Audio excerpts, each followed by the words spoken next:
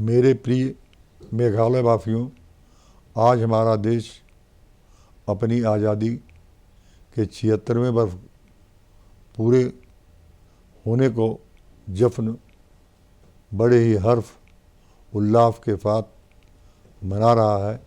इस अवसर पर मैं सभी को हार्दिक बधाई एवं शुभकामनाएं देता हूं। आज के दिन हमें आज़ादी के साथ जीने का अवसर दिलाने के लिए त्याग और बलिदान करने वाले उन महान स्वतंत्रता सेनानियों को याद करने का दिन है।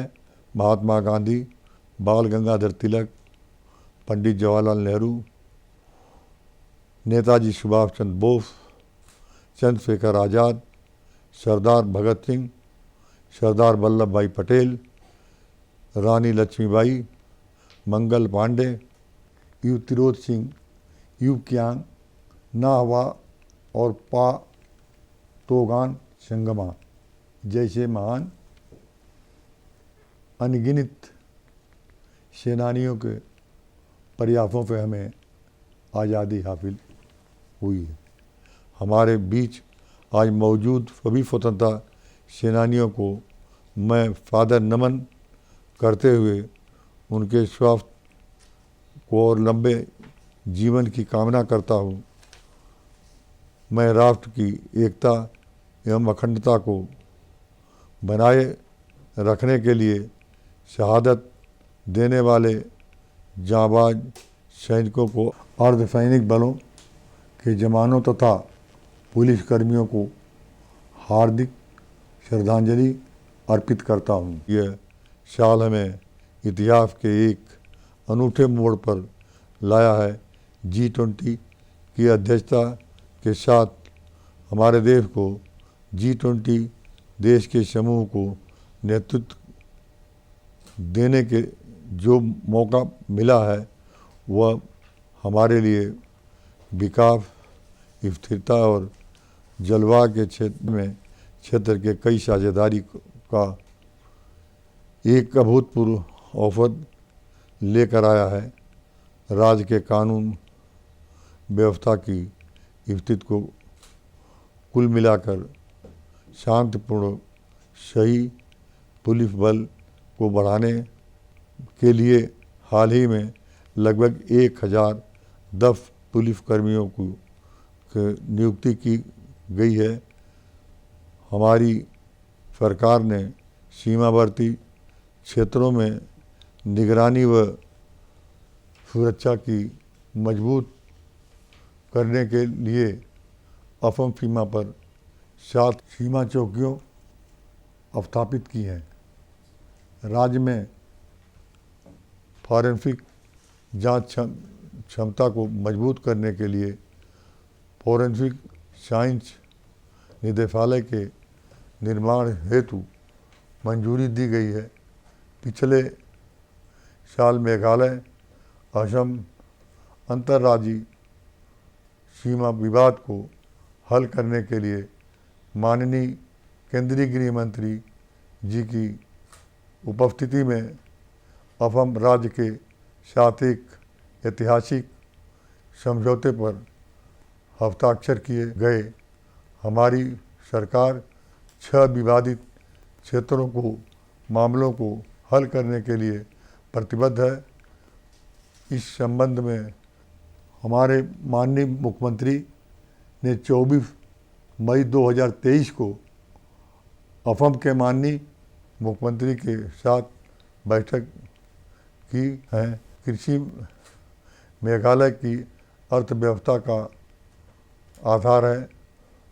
हमारी सरकार खेती, बागवानी, पशुपालन, मछली पालन आदि पर अपना ध्यान केंद्रित करने के किसानों का आमदनी को दोगुनी करने के लिए कई कार्यक्रम चला रही है, जिसमें PM किसान सम्मान निधि योजना के 2 लाख किसानों को वित्तीय सहायता प्राप्त हुई है। 15,500 अफीक किसानों को किसान क्रेडिट कार्ड दिए गए हैं। प्राइम एग्रीकल्चर रिस्पांस व्हीकल योजना के तहत 200 पिकअप वाहन आदि सुविधा दी गई है।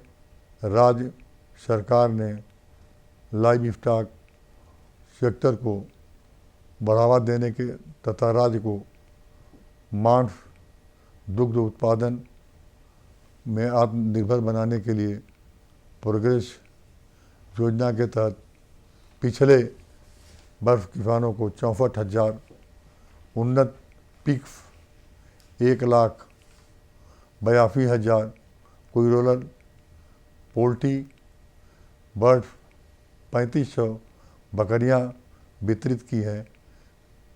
पिगरी मिशन तथा मिल्क मिशन में 10,000 से अधिक लोगों को प्रत्यक्ष लाभ पहुंचेगा। मछली पालन क्षेत्र में मछली उत्पादन, फिश फीड्स और फिश फीड के उत्पादन में उल्लेखनीय प्रगति हुई है। राज्य में 16 fish seed hatchery, 6 fish Kiyosaki की स्थापना, 153 हेक्टेयर भूमि का तालाब के लिए आरक्षण तथा ट्राउट फार्मिंग को बढ़ावा देने के लिए सरकार द्वारा कदम उठाए जा रहे हैं। रेशम उत्पादन में लगभग 95% महिलाएं कार्यरत हैं। राज्य सरकार की रिभोई जिले में उंडेन दीवान में डिजाइन इन्वेंशन रिसोर्च सेंटर के अंतर्गत एरी रेशम उत्पादकों के डिजाइन और उत्पादन विकास को बढ़ावा दे रही है।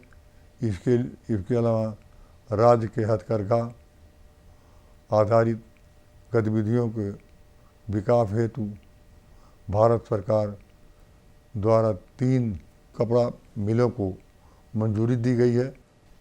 वर्ष 2023-24 में मनरेगा के तहत 1,67,000 परिवार से बेरोजगार को रोजगार उपलब्ध कराने का लक्ष्य रखा गया है। प्रधानमंत्री आवास योजना ग्रामीण के तहत पिछले वित्त वर्ष में 2,000 घर बनाए गए और आने वाले वर्ष में 1,15,000 घर बनाने की योजना है। NRL के तहत पिछले एक वर्ष में 1,511 FHG को बढ़ावा दिया गया था। हमारी सरकार राज्य के वरिष्ठ नागरिकों को सिंगल मदर समाज के कमज़ोर तबके को कल्याण के लिए प्रतिबद्ध है। CM केयर योजना से 65,000 से अधिक वरिष्ठ नागरिकों को 36,000 एकल माताएं और 14,000 विकलांग व्यक्तियों को लाभ हुआ है। राज्य में ड्रग सेवन के बढ़ते खतरे से निपटने के लिए हमारी सरकार ने नशा निवारण उन्मूलन एवं कार्रवाई मिशन शुरू किया है। राज्य की जनता को बेहतर स्वास्थ्य सेवा उपलब्ध कराने के लिए हमारी सरकार ने डॉक्टरों की भर्ती के लिए मेघालय चिकित्सा सेवा भर्ती बोर्ड का गठन किया है, जिसमें से एक कुशल और पारदर्शी भर्ती प्रक्रिया के माध्यम से 22 दिनों के रिकॉर्ड समय में 397 चिकित्सक अधिकारियों की भर्ती संभव हुई है। ज़मीनी स्तर पर हेल्थ केयर सेवाओं की डिलीवरी में सुधार के लिए राज्य में 6,678 से अधिक विलेज हेल्थ काउंसिल्स का गठन किया गया है। राज्य के नागरिकों के जीवन की गुणवत्ता को बढ़ाने के लिए हमारी सरकार को शिक्षा के हर क्षेत्र में नवाचार किए गए हैं। शिक्षा के क्षेत्र में महत्वपूर्ण मुद्दों के समाधान, अधिक सुधारों को लागू करने हेतु राज्य सरकार ने नवंबर 2022 में मेघालय राज्य शिक्षा आयोग के गठन को मंजूरी दी है। हमारी सरकार के स्टेट टास्क फोर्स की स्थापना करके सभी संबंधित गतिविधियों में बारीकी से निगरानी करके राष्ट्रीय शिक्षा नीति 2020 को लागू कर रही है। शिक्षण संस्थाओं के बुनियादी ढांचे में सुधार के लिए सरकार एडीबी की सहायता से सपोर्टिंग ह्यूमन कैपिटल डेवलपमेंट परियोजना के दूसरे चरण पर काम कर रही है। राज्य में खेलों के विकास को उच्च प्राथमिकता पर विचार लेते हुए खिलाड़ियों को सहायता, ट्रेनिंग के साथ बुनियादी ढांचे में सुधार के लिए सरकार शिलांग में ओलंपिक साइज के स्विमिंग पूल और प्रतिस्पर्धा के टेनिस से सुसज्जित परिसर का निर्माण करने के लिए प्रतिबद्ध है। शिलांग में खेलो India state centre of excellence स्थापित किया जा रहा है। कौशल और उद्यमिता विकास हमारी सरकार की उच्च प्राथमिकता है। राज्य व्यावसायिक प्रशिक्षण के लिए DECT द्वारा राष्ट्रीय पाठ्यक्रम के तहत ITI, सोहरा और रेचुपारा को सभी ट्रेडर्स के ट्रेनिंग देने के लिए मंजूर की गई है, क्योंकि अतिरिक्त ITI तुरा और ITI शिलांग में केंद्र सरकार की स्किल हब पहल के तहत विशेष रूप से ड्रॉप आउट और वंचित युवाओं को लिए विशेष प्रशिक्षण कार्यक्रम चलाया जा रहा है। यह बहुत गर्व की बात है कि हमारे राज्य की 76% हिस्सा अभी भी वनों से ढका हुआ है। जलवायु परिवर्तन, पर्यावरण बहाली के हिस्से से रूप को हमारी सरकार ने इकोसिस्टम सर्विस के लिए भुगतान की व्यवस्था लॉन्च की है, जो सांप्रदायिक वनों की सुरक्षा के लिए प्रोत्साहित प्रदान करती है। इसके तहत अब तक 22 करोड़ रुपए से अधिक की धनराशि दी गई है, जिससे 26,402 हेक्टेयर के कवरेज क्षेत्र में 772 समुदायों और 718 व्यवसायियों की लाभ पहुंचा रहे हैं। राज्य सरकार ने नागरिकों को स्वच्छ पेयजल उपलब्ध कराने के में महत्वपूर्ण प्रगति की है। जल जीवन मिशन के तहत लगभग 3,06,000 ग्रामीण परिवारों के घरेलू नल कनेक्शन प्रदान किए गए हैं, जबकि कुल 742 गाँव हर घर जल प्रमाणित गांव हैं। न्यू शिलांग टाउनशिप में पर्याप्त जल आपूर्ति प्रदान करने की भी योजनाएं लाई जा रही हैं। अधिक बर्फा होने के बावजूद भी राज्य को विशेष रूप से कम बर्फा वाले मौसम में पानी का कमी की समस्या का सामना करने के लिए राज्य सरकार राज्य भर में 100 जल संचयन संरचना को एक छोटे बहुउद्देशीय जलाशयों के निर्माण के माध्यम से जलवायु अनुकूल और समुदाय आधारित जल संचयन परियोजना को एशियाई विकास बैंक से सहयोग से कार्य कर रही है। चालू वित्तीय वर्ष के दौरान RIDF के तहत 11 सड़कों और पुल परियोजनाओं की मंजूरी दी गई है। राज्य सरकार राज्य से ऑल वेदर 2 रोड्स के निर्माण के लिए वर्तमान में विश्व बैंक के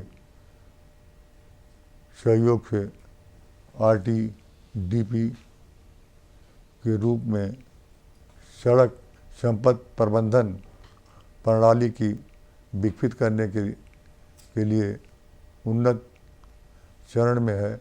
राज्य सरकार के एक न्यू शिलांग टाउनशिप की स्थापना की घोषणा की थी, जिसमें से न्यू सिविल सेक्रेटेरिएट और अन्य सरकारी कार्यालय होने के इस नए शहर को ज्ञान, संस्कृति, खेल और उद्योगों के लिए केंद्र बनाने की योजना है। माबाप डांग में 870 एकड़ अतिरिक्त भूमि का इसके लिए अधिग्रहण किया गया है, जो न्यू शिलांग टाउनशिप में शामिल होगी। नागरिकों को बिजली की निर्बाध आपूर्ति प्रदान करने के लिए सरकार ने राज्य से कई जल विद्युत और नवीनीकरणीय ऊर्जा उत्पादन सुविधा के लिए निर्माण के लिए NTPC और निपको जैसी राष्ट्रीय बिजली उत्पादन कंपनियों के साथ समझौता ज्ञापन पर हस्ताक्षर किए हैं। मेघालय वर्तमान में विश्व बैंक, एशियाई विकास बैंक, न्यू डेवलपमेंट बैंक और जायका जैसे संगठनों से वित्त पोषण सहायता के साथ 9 बाहरी सहायता प्राप्त परियोजनाओं के लिए मेघालय में क्लाइम में मेध लाइफ आदि की EAP को कार्यान्वित कर रहे हैं। इन परियोजनाओं के माध्यम से राज्य के सतत विकास मॉडल को मजबूती और व्यापक स्वीकृति मिल रही है।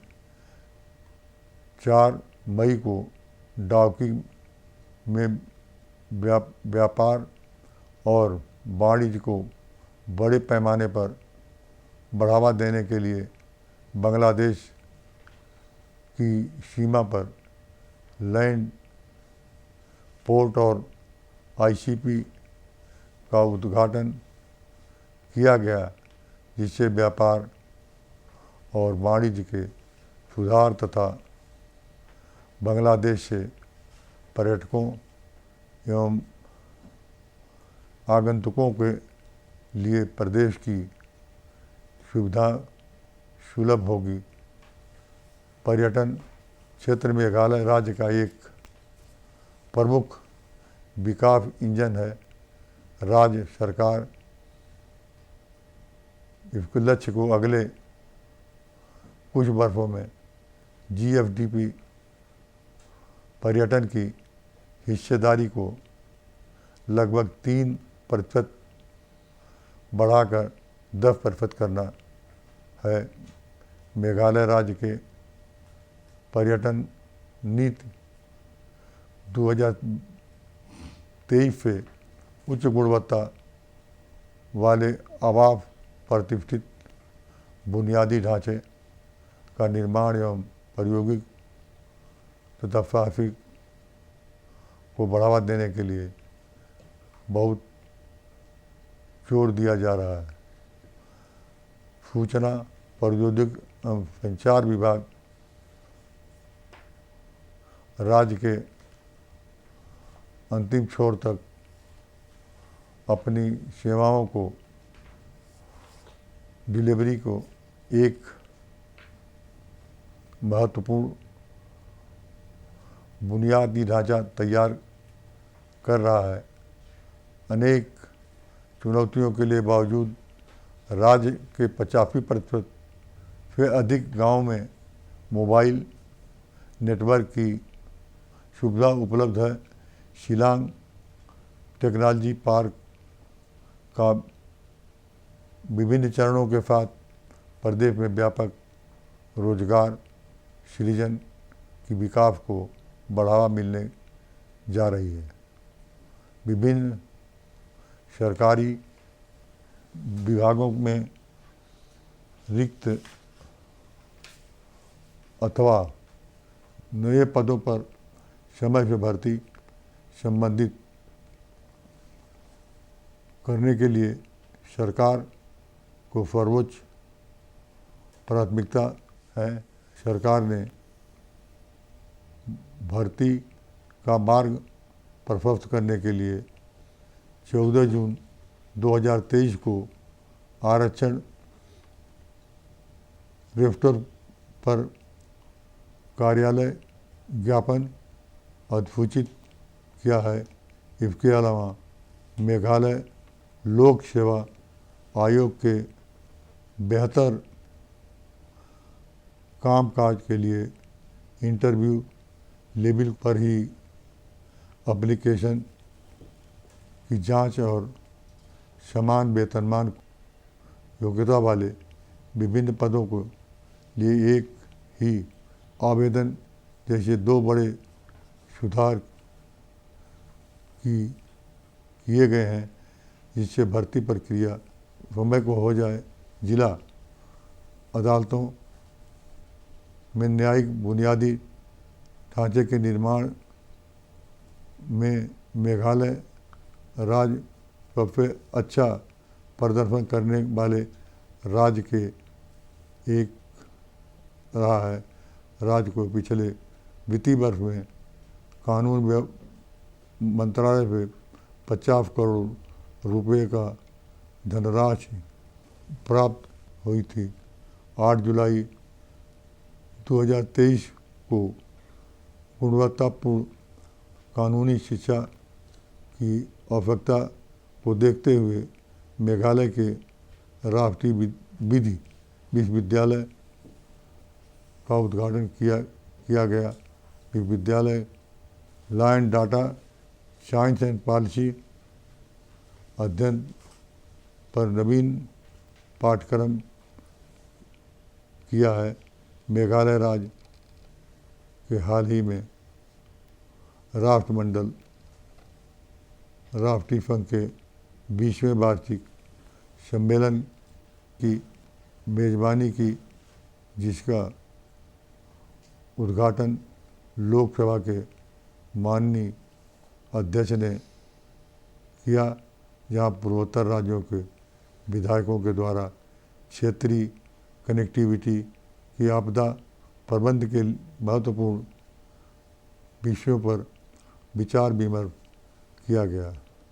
हमारी राज्य सरकार को यह घोषणा करते हुए कर हो रहा है कि विदेश मंत्रालय, मंडियन काउंसिल फॉर कल्चर रिलेशन तथा ढाका में भारतीय उच्चायोग के सक्रिय सहयोग से ढाका में युवतिरोध सिंह को समर्पित एक स्मारक स्थापित किया जा रहा है।